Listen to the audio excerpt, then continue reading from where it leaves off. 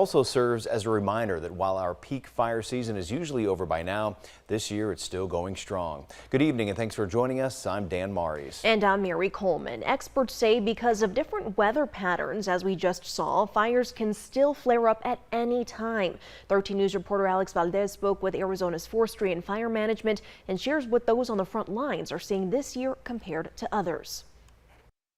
Dan, Mary, in normal years, fire activity in the state usually pops up around mid to late May. But with this past winter's above average rainfall and snow, crews didn't start responding to uncontrolled wildfires until June. Fire officials say this has helped this year's wildfire season overall. A wetter winter in Arizona meant a later start to firefighting.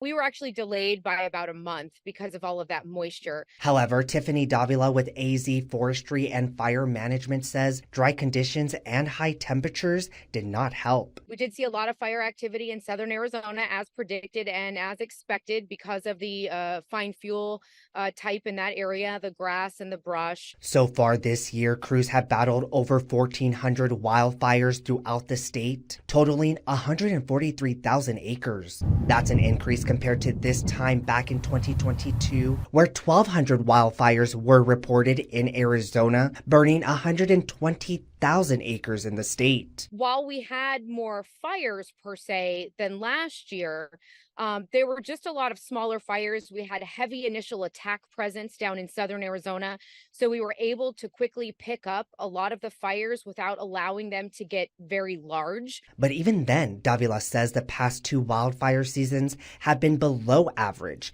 Typically, wildfires burn up to 400,000 acres across the state on a yearly basis. We're still kind of actively engaged with fires.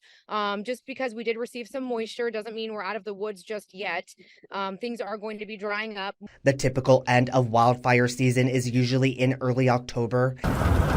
However, Davila says the state needs to see a more substantial amount of rainfall with an increase of humidity levels to bring an official end to the wildfire season this year. Northern Arizona is cooling down and they are getting those afternoon storms, but it's really that southern portion of the state, the central region across the Sonoran Desert, where we're still seeing that fire activity and could see the potential for more fire activity in the next coming weeks.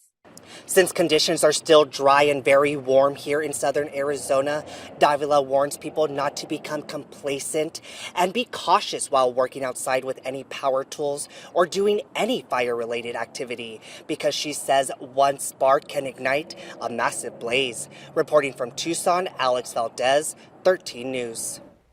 Alex, thank you. And we aren't the only ones seeing unusual fire activity due